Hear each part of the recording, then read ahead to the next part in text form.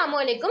तो पिछली वीडियोस के अंदर हम लोगों ने काउंटिंग सैम्पल पॉइंट्स और सैम्पल स्पेसेस वगैरह देखे थे, मल्टीप्लिकेशन रूल देखा था, ये सारी चीज़ें हम लोग देख चुके हैं। अब इस वीडियो से हम लोग परम्यूटेशन को स्टार्ट करेंगे। परम्यूटेशन का मतलब क्या है? Permutation is an arrangement of all or part of set of objects. जहाँ कहीं पर भी अरेंजमेंट की बात आ जाएगी वहाँ पर आप लोगों ने परम्यूटेशन का यूज़ करना है। अब इससे क्या मुराद है? फॉर एग्जाम्पल आपके पास 3 अल्फ़ाबेट्स मौजूद हैं, A B C। ठीक है, आपसे पूछा जाता है कि भाई आप इन 3 अल्फ़ाबेट्स को किस किस तरीक़ों से अरेंज कर सकते हैं, आप अरेंज करके बताएं। तो इसके क्या क्या अरेंजमेंट बन सकते हैं अगर हम लिखें तो ये ABC बन सकता है, ठीक है, ACB बन सकता है, BAC बन सकता है, BCA बन सकता है, ये हमारे पास CAB बन सकता है, CBA बन सकता है। अब ये चीज़ तो बहुत ही मुश्किल है, आप ऐसे कैसे बताएंगे कि भाई 6 अरेंजमेंट्स बन गई? आप बना बना के देखिए, बहुत ही मुश्किल है, रह जाएगी कोई। तो अरेंजमेंट्स के लिए आपने परम्यूटेशन के फॉर्मूलाज का यूज़ करना है। अब फॉर्मूला क्या होता है आपके पास? 3 अरेंजमेंट्स बनानी थी, मतलब 3 चीज़ें ना, 3 अल्फ़ाबेट्स की, तो 3 पोजीशन है, 1 2 3 3, ठीक है, 3 पोजीशंस है। पहली पोजीशन के लिए आप तीनों में से किसी एक चीज़ का इंतखाब कर सकते हैं, तो 3 चॉइसेस हैं आपके पास, ठीक है। दूसरी पोजीशन के लिए आप 2 चीज़ें, आप एक पहले लिख चुके होंगे, ठीक है, तो आपके पास 2 अल्फ़ाबेट्स बच जाएंगे, मतलब 2 में से इंतखाब करने का ऑप्शन होगा, तो 2 लिख देंगे। तीसरे में आपके पास जो तीसरा अल्फ़ाबेट बचा होगा आपने वही लिखना होगा, क्योंकि आपके पास और कुछ बचेगा नहीं, तो 1, तो 3 2 1, मतलब टोटल जो चीज़ है वो आपके पास n है, ठीक है, ये n हो गया, फिर n-1 हुआ, फिर यहाँ पर अगर और होता तो n-2, तो ये आपके पास फॉर्मूला बन गया n फैक्टोरियल। तो जब भी आपसे कहा जाएगा कि n ऑब्जेक्ट्स को अरेंज करना है आपने, मतलब 3 बुक्स हो गई, 4 बुक्स हो गई, 5 बुक्स हो गई, 5 स्टूडेंट्स हो गए, 5 स्टूडेंट्स को किस किस तरीक़ों से अरेंज कर सकते हैं आप, तो आपने n फैक्टोरियल के फॉर्मूला का यूज़ करना है। अब ये हमने बहुत ही सिंपल एग्जांपल देखी, इसको देखकर ये लग सकता है आपको, आपने कहा कि भाई यार ये तो सैम्पल पॉइंट्स वाली बात हो गई, ये सारे सैम्पल पॉइंट्स तो सैम्पल स्पेसेस ही हो गए, आप उस फार्मूला से निकाल लो, मल्टीप्लिकेशन वाले फार्मूला से, ये वही तो फार्मूला हो गया। मगर जब आप इसकी थोड़ी कॉम्प्लेक्स चीज़ों की तरफ जाएंगे तो आपको पता चलेगा आपने परम्यूटेशन फार्मूलाज का यूज़ करना पड़ेगा। कैसे? फॉर एग्जाम्पल आपके पास 4 अल्फ़ाबेट्स हैं, आपसे कहा जाता है यार 4 अल्फ़ाबेट्स मौजूद हैं, अब एक टाइम पर 2 उठाओ और 2 की अरेंजमेंट्स बनाकर दिखाओ कि इन 4 अल्फ़ाबेट से 2 की कितनी अरेंजमेंट बन सकती है। अब ये सैम्पल पॉइंट वाले फॉर्मूला से नहीं हो सकता। क्यों नहीं हो सकता? क्योंकि जो सैम्पल पॉइंट्स हम निकाला करते थे वो होते थे किसी भी एक्सपेरिमेंट का टोटल आउटकम, कि कितने आउटकम निकल कर आएंगे, कितने रिजल्ट निकल कर आएंगे, वो सिर्फ रिजल्ट बता देगा हमें कि इसके 4 चीज़ों के इतने इतने रिजल्ट बन सकते हैं अगर हम इसको इस तरीके से करें, जैसे इसने यहाँ पे बता दिया। मगर ऐसा नहीं हो सकता कि 4 में से 2 एक टाइम पर आप उठा रहे हैं, उनको अरेंज कैसे करना है, ये कैसे करना है, ये सब परम्यूटेशन में होगा, जहाँ पर भी अरेंजमेंट की बात होगी, ठीक है। तो अब दूसरी एग्जाम्पल ये है कि जब आपके पास 4 अल्फ़ाबेट्स मौजूद हैं और आपने उसमें से 2 उठाने एक टाइम पर और डिफरेंट अरेंजमेंट्स बनाने, तो बहुत सारे बन सकते हैं। आपके पास बन सकता है भाई AB, ठीक है, फिर AC बन जाएगा, फिर AD बन जाएगा, A के बन गए सारे, चले B के बनाए, ये हो जाएगा BA, फिर BC, फिर BD बन जाएगा, फिर C के बनाए CA, CB, फिर CD बन जाएगा, फिर D का बनाए DA, DB और DC बन जाएगा, ठीक है। तो अब ये इसके अरेंजमेंट्स 4 टोटल अल्फ़ाबेट्स में से 2 की अरेंजमेंट्स किस तरीके से, 2 की अरेंजमेंट्स निकालनी हो अगर हमें कि कितनी अरेंजमेंट्स पॉसिबल है, तो ये मैंने निकाल ली, मगर नंबर कैसे आएगा, कौन सा फॉर्मूला यूज़ करेंगे?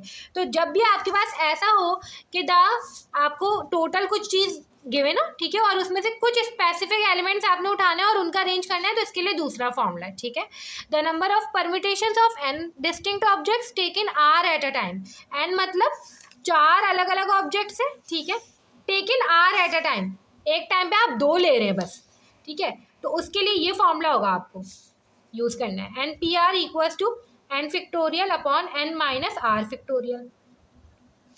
अब अगर यही मैं इससे निकालना चाहूँ तो n मेरे पास कितना है, 4 फैक्टोरियल, n 4 है, r कितना है भाई 2, एक टाइम पे 2 उठाना है, तो ये हो जाएगा 2 फैक्टोरियल, 4 फैक्टोरियल ओवर 2 फैक्टोरियल, तो ये हो जाएगा 4 multiply by 3 multiply by 2 factorial और नीचे 2 फैक्टोरियल, 4 3 12, 1 2 3 4 5, 6, 7, 8, 9, 10, 11, 12, ठीक है, 12 अरेंजमेंट्स पॉसिबल है, ये आप इस फॉर्मूले से निकालेंगे। तो अभी तक हम लोगों ने 2 फार्मूलाज पढ़े। अब तीसरा फॉर्मूला परम्यूटेशन का कब यूज़ किया जाता है, जब आपको सर्कल में बोला जाए कि भाई 5 स्टूडेंट्स हैं, उनका सर्कल में जो है उनको अरेंज करना है, तो कितने अरेंजमेंट्स पॉसिबल है, तो n-1 फैक्टोरियल का फॉर्मूला लगाना है। अब देखिए हमारे पास ये क्वेश्चन मौजूद है, इसको सॉल्व कर लेते हैं ताकि अभी तक हमने जो 2 फॉर्मूलाज पढ़े हैं उसका हम सही से यूज़ कर सकें। In 1 year, 3 awards, research, teaching and service will be given to a class of 25 students in a statistics department. If each student can receive at most 1 award, how many possible selections are there? मतलब के 3 positions है मेरे पास, research, teaching और service, ठीक है, और total 25 students हैं, ठीक है। अब एक टाइम पर इन 25 में से 3 स्टूडेंट सेलेक्ट हो सकते हैं, ठीक है। तो सिंपल 3 स्टूडेंट्स की अरेंजमेंट होगी इसमें, सही है, मतलब कि 25 में से पहला, फिर दूसरा, फिर तीसरा, कोई भी कुछ भी अरेंजमेंट हो सकती है ना, 25 में से कोई भी सिलेक्शन हो सकती है, किसी भी सिलेक्शन हो सकती है।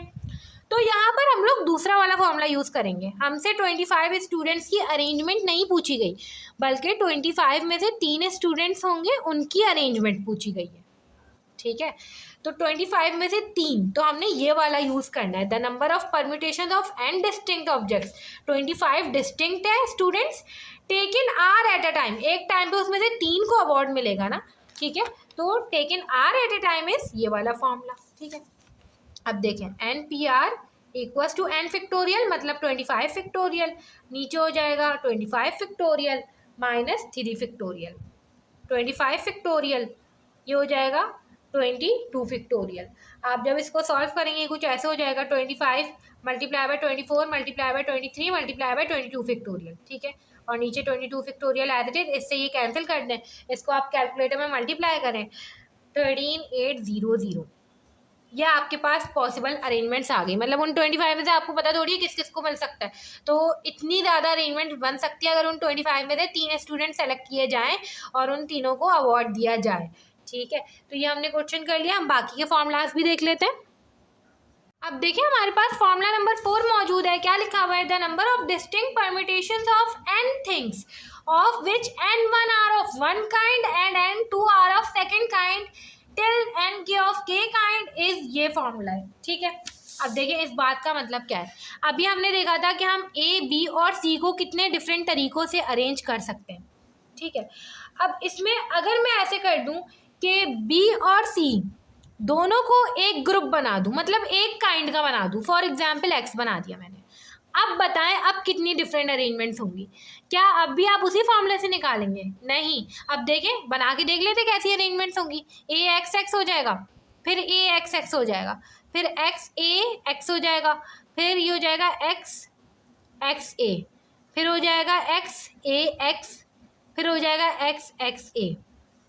अगर देखा जाए तो अलग अलग जो आए ना वो सिर्फ ये आए हैं, AXX, XAX और XXA। तो मतलब कि जब ग्रुपिंग्स हो जाएंगी ना और आपको n different objects, n different मतलब n 3 ऑब्जेक्ट्स है ना, तो n 3 हो गया, ठीक है, n ऑब्जेक्ट्स को आपको करना हो, उसकी अरेंजमेंट्स बनानी हो और उसमें फॉर एग्जांपल 2 का ग्रुप बना हुआ है एक अलग से, या 10 चीज़ें हैं उसमें 4 का आपने ग्रुप बना दिया, 5 का ग्रुप बना दिया, फिर बोलेंगे भाई अब इनकी डिफरेंट कितनी अरेंजमेंट्स होंगी, तो आपके लिए अलग फॉर्मूला होगा परम्यूटेशन का, ये वाला फॉर्मूला होगा, ठीक है। तो अब इसको हम क्वेश्चन से समझ लेते हैं। In a college football training session the defensive coordinate needs to have 10 players, मतलब टोटल n कितने 10 है, स्टैंडिंग इन अ रॉ, एक रॉ में खड़े हुए हैं। Among these 10 players there is 1 freshman, एक फ्रेशमैन है, ठीक है, 2 sophomores, 4 juniors and 3 seniors, grouping हो गई। How many different ways can they be arranged in a row, अब उनकी अरेंजमेंट पूछी गई है, मगर एक चीज़ आपके जहन में आनी चाहिए कि अब ये नहीं है कि 10 में से 2 लोगों को उठाया और उनकी अरेंजमेंट करके बताओ, अगर 10 में से 2 लोगों की अरेंजमेंट करनी होती तो ये फॉर्मूला यूज़ होता, मगर उन्होंने ये कहा ही नहीं है कि 2 लोगों को अरेंज करो, उन्होंने कहा इन सबको अरेंज करो मगर इनके ग्रुप बने हुए, हमें उनको डिस्टिंग्विश मतलब अलग अलग देखना है बस उनके ग्रुप के लिहाज से। मतलब मैं एक चारों जूनियर को जूनियर ही बोलूँगी, उसका ABCD नाम कुछ नहीं है, मेरे लिए वो चारों जूनियर है, ठीक है। 3 सीनियर है तो 3 सीनियर ही बोलेंगे, ABC को हम उन तीनों को डिस्टिंग्विश नहीं कर रहे, मतलब वो तीनों अलग अलग नहीं काउंट होंगे, ठीक है। तो अगर इस तरीके का हमें कॉम्बिनेशन निकालना हो तो हमारे पास ये फार्मूला मौजूद है। कैसे निकालेंगे? टोटल n कितना है 10 फैक्टोरियल, नीचे हो जाएगा एक ग्रुप 1 फैक्टोरियल, दूसरा ग्रुप 2 फैक्टोरियल, 3 फैक्टोरियल और 4 फैक्टोरियल। आंसर आ जाएगा आपके पास, इसको आप कैलकुलेट कर ले, ठीक है। ये कुछ ऐसे हो जाएगा कि इसका आंसर आएगा 12600, ठीक है। तो इस तरीके से करके आपके पास ये वाला आंसर आ गया। अब अगला फॉर्मूला भी देख लेते हैं। अब देखिए हमारे पास 5वां फॉर्मूला मौजूद है। 5वां फॉर्मूला हमें क्या कहता है? The number of ways of partitioning a set of n objects, वापस से n ऑब्जेक्ट्स हमें गिवन है, इनटू r सेल्स। अभी तक सेल्स का कॉन्सेप्ट नहीं था, ठीक है। With n1 elements in the first cell and n2 elements in the second cell. अब इसका कॉन्सेप्ट क्या है? फॉर एग्जाम्पल मेरे पास पहले की तरह 10 प्लेयर्स हैं, 2 3 5, ठीक है। अब इन 2 प्लेयर्स को मैं एक जगह खड़ा कर दूं एक सेल में, मतलब एक क्या बोलेंगे, बॉक्स बोल दें। 3 को एक बॉक्स में, 5 को एक बॉक्स में। ये जो बॉक्स वाला कॉन्सेप्ट है ना, ये सेल है। अब क्या कह रहे हैं हमें? The number of ways of partitioning a set of n objects मतलब 10 ऑब्जेक्ट्स इनटू r सेल्स, ठीक है। r कितने यहाँ पे? 3 है। With n1 element in the first cell, n1 मेरे पास कितना है? 2 है, n2 3 है और n3 5 है। जब भी हमें इस तरीके की किसी चीज़ की परम्यूटेशन या अरेंजमेंट निकालनी हो तो हम इस फॉर्मूला की यूज़ करेंगे, ठीक है। अब देखें, फॉर एग्जांपल मेरे पास सवाल गिवन है, in how many ways can 7 graduate students, total कितने स्टूडेंट्स हैं? 7, can be assign to 1 triple, एक रूम है जिसमें 3 लोग आ सकते हैं, triple and 2 double hotel rooms, मतलब दूसरा रूम है उसमें 2 आ सकते हैं, तीसरे रूम में 2 आ सकते हैं, ठीक है, ड्यूरिंग अ कॉन्फ्रेंस। तो आर मेरे पास कितने हो गए? टोटल कितने रूम्स हैं? 3 हैं। आर कितने हैं? 3 है, ठीक है। और ये n1 है, ये n2 है और ये n3 है। फॉर्मूला अप्लाई करें। n मेरे पास कितना हो जाएगा? 7, n1 मेरे पास हो जाएगा 3, 2, 2। फॉर्मूला खोलें, ये हो जाएगा 7 factorial, 3 factorial, 2 factorial, 2 factorial. Solve कर लें, आंसर आ जाएगा।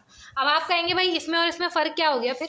तो देखिए इसमें बस सेल्स का कॉन्सेप्ट है। अगर आप यही क्वेश्चन इस कॉन्सेप्ट से सॉल्व करना चाहें आप कर सकते हैं, ठीक है। कैसे? अब देखिए इसमें हमारे पास ग्रुप की बात हो रही थी ना, तो मतलब एक कमरे में आने वाले लोग एक ग्रुप के हो गए, ठीक है, दूसरे कमरे वाले दूसरे ग्रुप के हो गए, तीसरे कमरे वाले तीसरे ग्रुप के हो गए। तो आप ये भी कर सकते हैं, ठीक है। तो इसमें इतना ज़्यादा फर्क नहीं है, बस जहाँ पे सेल्स की, जहाँ पे कुछ इस तरीके से जैसे रूम वाला कॉन्सेप्ट दिया हुआ था, ठीक है, तो इस तरीके से होगा तो हम लोग ये वाला अप्लाई करेंगे। तो ये हमारे पास परम्यूटेशन के फॉर्मूलाज थे। अब देखिए हमारे पास एक और कॉन्सेप्ट है कॉम्बिनेशन का। अब परम्यूटेशन और कॉम्बिनेशन में कंफ्यूज नहीं होना है हम लोगों ने। परम्यूटेशन का मतलब होता था अरेंजमेंट्स, ठीक है। कॉम्बिनेशन का मतलब होता है सिलेक्शन। जब भी सेलेक्ट करने की बात हो रही होगी तो हम लोग कॉम्बिनेशन के फॉर्मूला यूज़ करेंगे। The number of combination of n distinct objects taken r eight a time, ठीक है। अब देखें ये फॉर्मूला हमारे पास कॉम्बिनेशन का, मगर ये ऐसे समझ में नहीं आएगा। एग्जाम्पल मौजूद है हमारे पास। A young boy ask his mother to get 5 games from his collection. Select करनी है 5 गेम्स उसकी कलेक्शन में से। सेलेक्ट करने की बारी आई, कॉम्बिनेशन का formula. His collection of 10 arcades and 5 sports game, मतलब उसकी जो कलेक्शन है उसमें ग्रुप बने हुए हैं, एक 10 आर्केड का ग्रुप है और एक 5 स्पोर्ट्स गेम का ग्रुप है। How many ways are there, total कितनी वेज हैं कि वो जो 5 गेम्स लाएं उसमें से 3 आर्केड्स निकले और 2 स्पोर्ट्स गेम निकले, ठीक है। अब वो जो 3 सेलेक्ट होंगी ना वो इन 10 में से ही सेलेक्ट होंगी। 3 आर्केड है, ठीक है, और वो जो 2 स्पोर्ट्स गेम सेलेक्ट होंगी वो इन 5 में से ही सेलेक्ट होंगी। तो पहले तो हमें इनके कॉम्बिनेशन निकालना है। देखें एन हमारे पास 10 है, टोटल 10 आर्केड है, उसमें से 3 सेलेक्ट होंगे, taken r at a time, 3 select होंगे। तो ये हमने कॉम्बिनेशन का फॉर्मूला लगा दिया, ठीक है, ये फॉर्मूला, ठीक है। अब देखें 5 स्पोर्ट्स गेम है टोटल, ठीक है, एन 5 हो गया और टेक इन उसमें से 2 स्पोर्ट्स गेम एक टाइम पे, taken r at a time, तो 2 सेलेक्ट होंगी, ये 10 आ गया। अब हमने how many ways are there, total कितनी वेज हैं, इसके लिए 120 वेज आ गई और इसके लिए हमारे पास 10 वेज आ गई। और हमने सबसे पहले मल्टीप्लिकेशन रूल पढ़ा था कि जब दो ऑपरेशंस हो रहे हो, पहला n1 वेज में हो रहा हो और दूसरा n2 वेज में हो रहा हो, टोटल वेज आपने मालूम करनी हो तो n1 मल्टीप्लाई बाय n2 कर देते हैं, ठीक है। तो ये हो जाएगा 120 multiply by 10, that is 1200 ways, ठीक है। तो इस तरीके से हमारे पास कॉम्बिनेशन के फॉर्मूलाज का यूज़ होता है। अब कहीं ना कहीं बहुत सारी चीज़ें रह गई होंगी क्योंकि हमने सिर्फ एक एक क्वेश्चन करा है। तो नेक्स्ट वीडियो के अंदर हम लोग जो है प्रैक्टिस प्रॉब्लम्स कर रहे होंगे इन सारे कॉन्सेप्ट के, ताकि मज़ीद चीज़ें जो नहीं समझ में आई हैं वो नेक्स्ट वीडियो में क्लियर हो जाए।